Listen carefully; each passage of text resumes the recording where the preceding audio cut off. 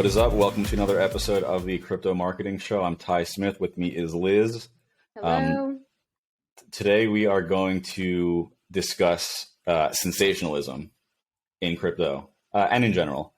We're going to discuss what sensationalism is, how it presents itself in the real world, in traditional industries, as well as crypto marketing. We'll discuss if it works, again, if it works specific to the crypto industry, where it works, and if it is appropriate for all brands or what type of brands will best implement a sensationalistic strategy or style. All right, first let's start with defining sensationalism. I'm actually going to go ahead and just type in sensationalism in Google here. It is the use dictionary definition. Yeah. It's the use of exciting or shocking stories or language at the expense of accuracy in order to provoke public interest or excitement. We never see anything like that. No, that's only everything that exists on the internet now. So, all right, let's discuss like exactly what that means, what people might be familiar with. Sensationalism is sort of like the dressed up word, in my opinion. I just call it clickbait. I think most people are familiar with the term clickbait. But clickbait is kind of specific to the internet, whereas sensationalism is just in general. I mean, it's been, who is it that you were talking about was the father of sensationalism that? Hearst. Hearst. Okay. Hearst. Yeah. He is the father of sensationalism. He basically built his media empire on sensationalism. And that was in what, like the 20s or 30s? That was a long time ago. Yeah, it was a long time ago. And so, there's also like tons of things from the Hearst family that exist even still today. Like if you're in California, you can go up to San Luis Obispo and go to Hearst Castle. And he literally would, pull people out of Los Angeles, out of Hollywood, bring them up to the castle and have these very like curated events with, celebrities, athletes, people of the media. And there were really strict rules that you had to follow when you went to Hearst Castle. And he would never even particularly participate in the festivities. He would be away working. And there was this huge movie theater where they would show breaking news at the time. That was such like a big thing. And that was kind of even like sensational in how he would host that. Like if you've ever been to Hearst Castle, it's so ornate and in your face, and it's just sensational in itself. And he would have these big premieres for breaking news, and he would sneak off during the premieres, and people would watch breaking news. Like, if a ship was sinking, and there's some story that like a ship was sinking or something, and they like sensationalized the whole thing just to make sure that they could capture readers. And that's so true to today and how people capture readers now online. And I definitely recommend looking up Hearst. He's like the father of sensationalistic news. Yeah, I definitely, after we had that conversation, I started looking into it a little bit more. But yeah, I mean, everything on the internet, not everything, but a big piece of the internet, especially what people actually click on, is sensationalistic in some aspect. I think of like BuzzFeed as a company that's basically built an entire business on clickbait. Mm-hmm. I'm trying to think of like a good like example, like clickbait headline would be like, this Marine came home from Afghanistan and you won't believe what happened next. Like something like that. That's clickbait. Yeah. Exactly. In the world of crypto, I mean, you still see it very much everywhere. Not every brand is like using that kind of strategy, or I'm not even sure if you'd call it a strategy. It's really more of a style of marketing. Yeah, style of media and marketing. Yeah.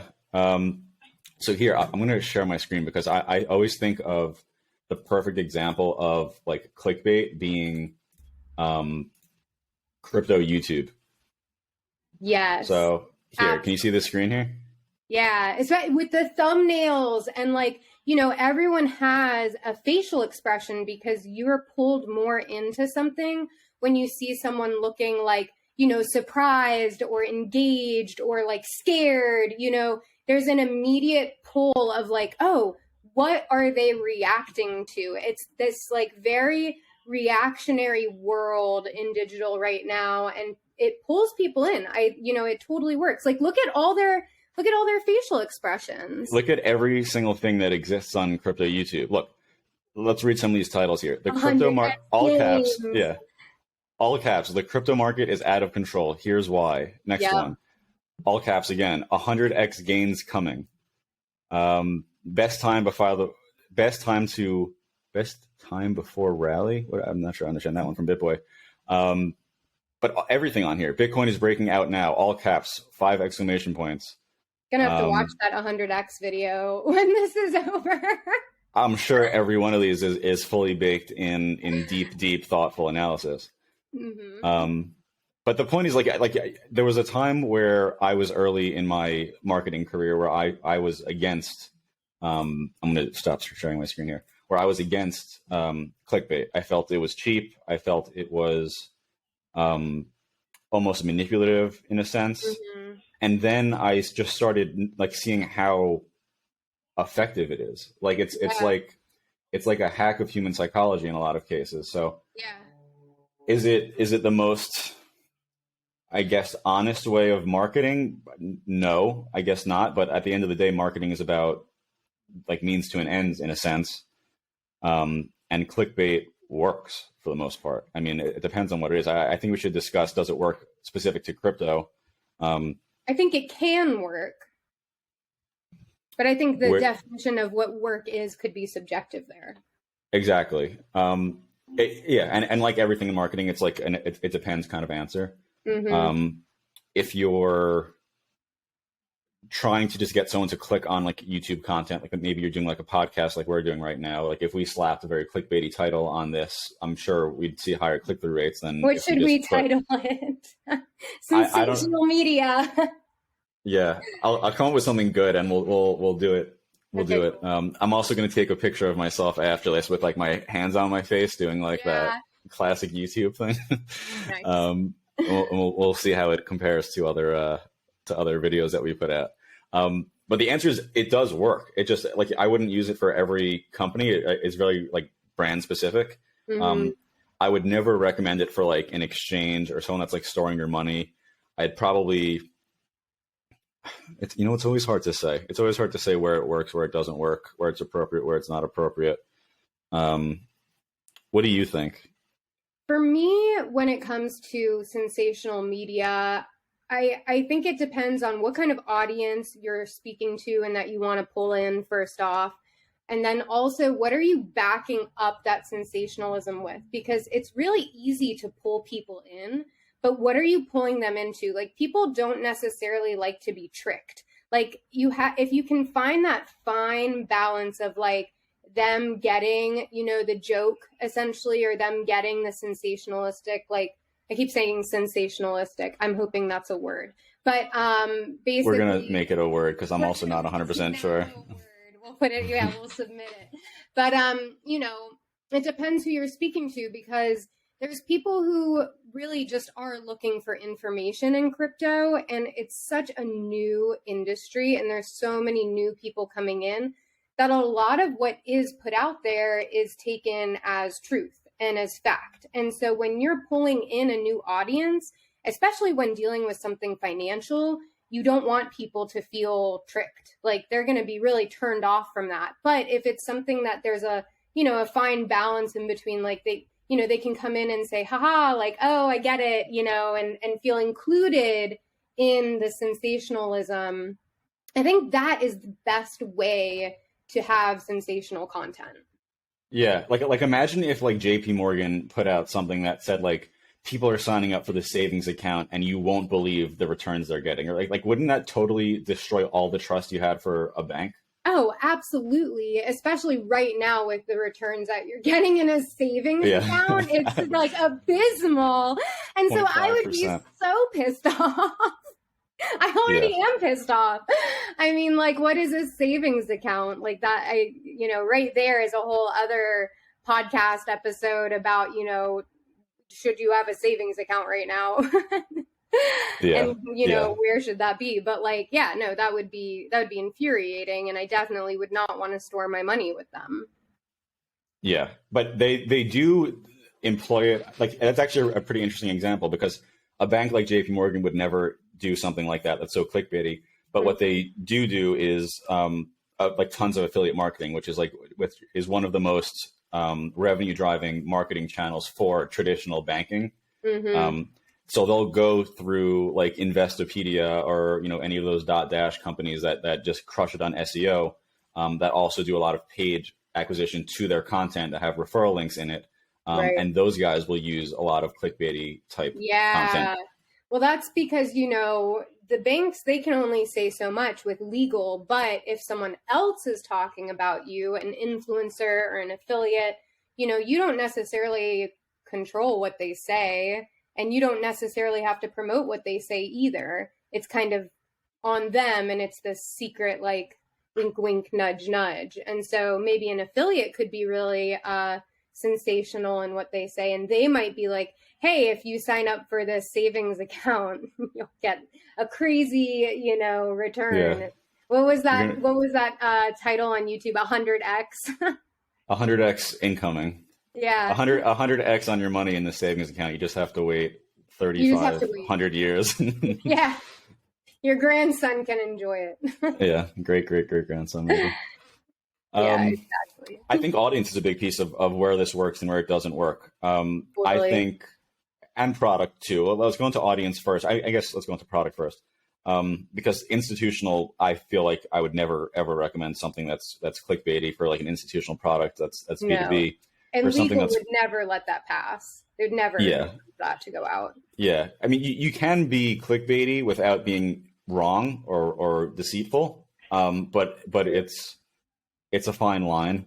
Mm-hmm. As far as audience, like clickbaity stuff doesn't work as well on Twitter, in my experience.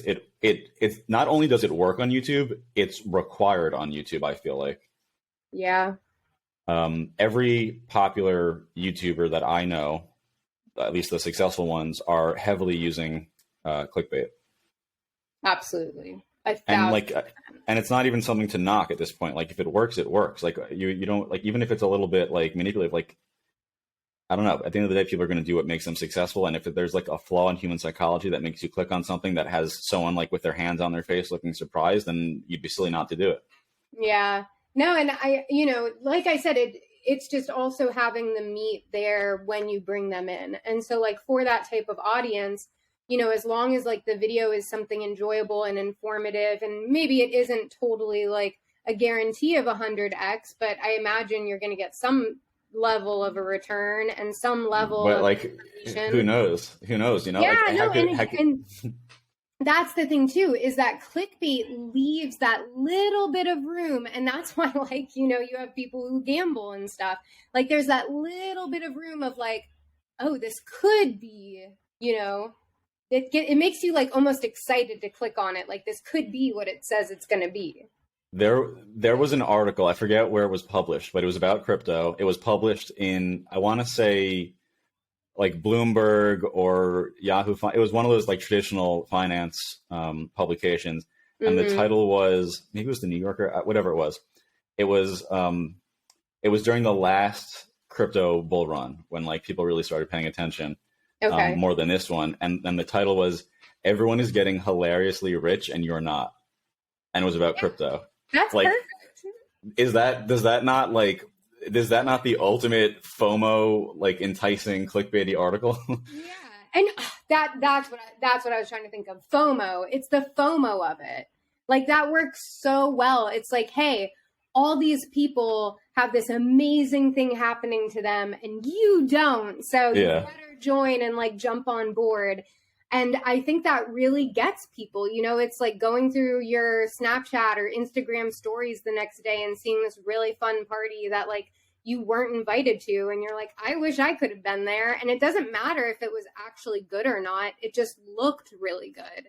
And you still are going to have that feeling of, I wish I was there. It's such a powerful amount of FOMO too. It's like, because it hits you on multiple levels. That headline, it's people are getting rich and you're not. Yeah. So like, that's like, I mean, who doesn't want more money? And Mhm. then there's also this sense of everyone is doing this except for you, and you're That's missing you. out because of that. Yeah. Yeah, no, exactly. I mean, there's always crypto stuff like that of like, oh, me and my friends, like, you know, the one like 10x on this coin, and like you weren't in this Telegram group to know about it. Like, actually, that's a perfect example. So many people have private Telegram or Discord groups that they try to bring an audience to, because of course, you know, let's be real, for advertising, people love to advertise in Telegram groups. It's such a niche, you know, niche place to put your product or your, you know, new project. And it's a very dedicated, loyal audience that you know are going to respond, and you know are going to see that message even more so over being on Twitter. And so, of course, you're going to want to drive traffic to your Telegram group for people to join. And so you're going to be like, oh, I, you know, gave my audience this amount of info. Like, there's definitely been like YouTube ads that say this too. And it's like, join my Telegram group. I gave my followers this tip and they all like 20x'd their portfolio. Yeah. Like, you're not in the Telegram group, so you wouldn't know about it. And like, I think that things like that are honestly pretty clever, especially if it does occasionally work. You know, if it works, like, is it so much clickbait then? That's kind of my question that I pose. It is. I mean, clickbait is clickbait, not whether like based on the results, but is it wrong to use clickbait if it works? And me being a marketer at the core says if it works, it works. Yeah. I don't think marketers should really feel, unless it's really manipulative and deceitful. But if it's just gets people to click on something, I don't think there's like, if that's the cost that you're getting out of someone is clicking on something, I don't think you're really harming anyone. I think just making sure that you have a retention plan after, like, if you have, you know, even an inkling that some kind of like clickbait that you're going to put out is going to draw the attention that you want it to draw, I think just make sure you have a retention plan in place, because it's one thing to bring an audience in, it's another to actually keep them there.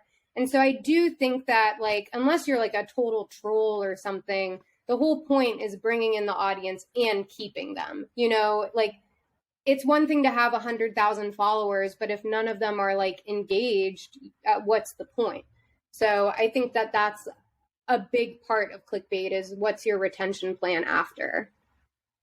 Who do we think using, like, let's you know, you started this episode saying sensationalism, we've basically turned it to clickbait, which is really the same thing.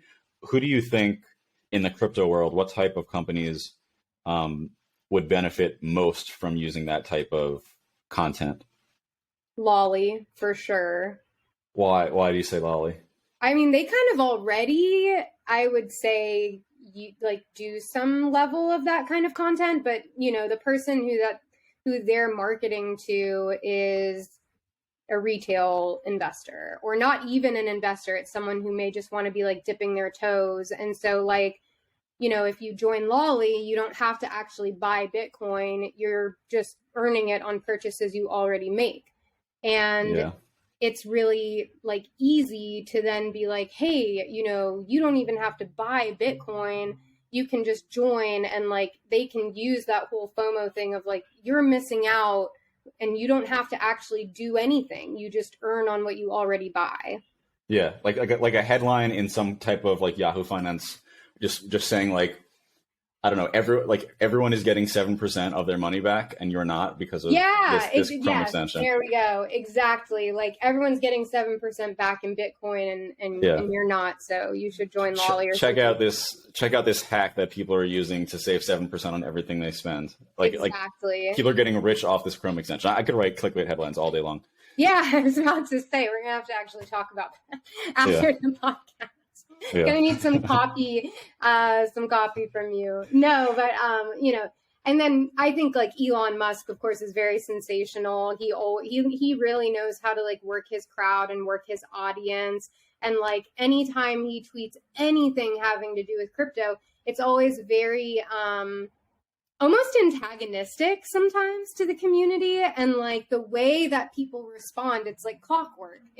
it's so obvious at this point, kind of what he's doing, and people get really worked up though. And like that builds and builds and builds. Like if Elon tweets, that's all my Twitter feed is filled with all day. Is like, someone being like, yay, like we're gonna go up now, like 100x because Elon tweeted, and then someone else is like, fuck this guy, like I can't believe like he tweeted again, blah blah blah. So I think that like sensationalism really like gets people to also respond and engage because it plays on emotion. And that's something that really triggers people, whether that's good or bad, but it's definitely a trigger. Yeah. I mean, a lot of companies, this is a question that we'll wrap up on. A lot of companies are afraid of using like sensationalistic headlines, clickbaity headlines. Mm-hmm. Are they right to be skeptical? Is there brand damage that can be done if done incorrect? I think so. I mean, you really don't want to trick people. You don't want to make people feel like they've been lied to, because in crypto, you just have so many newcomers who are so new to this space. So if you tell someone that they're going to make a certain amount of money or have like, a certain guarantee, I would never use that language, especially for an exchange or a token. You're just really shooting yourself in the foot. And I think that it actually incurs, legal issues as well. And so I would just stay away from that when it's something that is like a trick or like kind of like a lie, or it can be a little manipulative, because you're talking to people about their money. And it's one thing to say, something clickbaity about like clothing or shoes, but when you're messing with people's money, I do think it's important to have some level of like transparency and honesty there, or else, like just like all the hacks that have been happening and pump and dumps for years, I would just be very wary of clickbait and how you're using that language for just, exchanges and tokens especially. Yeah, and I think there's different levels of it as well. I think there's really over the top, borderline misleading, and then I think there's just good ad copy, which is basically like a cliffhanger, like in the middle of your copy. Yes, that you have to click through to find out what they're talking about. Like that, I think is really the sweet spot of you're not misleading anyone, you're not causing any brand damage, you're just getting people so intrigued by what you've written that they have to click through to see what else you're talking about. Exactly. Yeah, that's perfect. I just think when it gets to the point of like, is this a lie, or like how manipulative is this? If you're asking yourself, you're probably over the line for if you're a financial product. Yeah. Yeah. So just be careful, because, it is finance. There are like legal ramifications, and just be aware. Yeah. All right. On that note, let's wrap this up. Thanks for your insights, Liz. If you enjoyed this podcast, remember to rate, review, and recommend us. We're now on YouTube, so subscribe to the Coinbound channel. I'm on Twitter as well, at Ty Daniel Smith. My DMs are always open. I've been getting a lot of positive feedback on Twitter DMs lately. It's been really, encouraging. I guess I didn't realize how many people are interested in this stuff to the level that I am. Like I've always thought like, how niche is that, crypto marketing? But there's a lot of people these days that are into it. All right, cool. On that note, let's wrap it up. Bye, guys.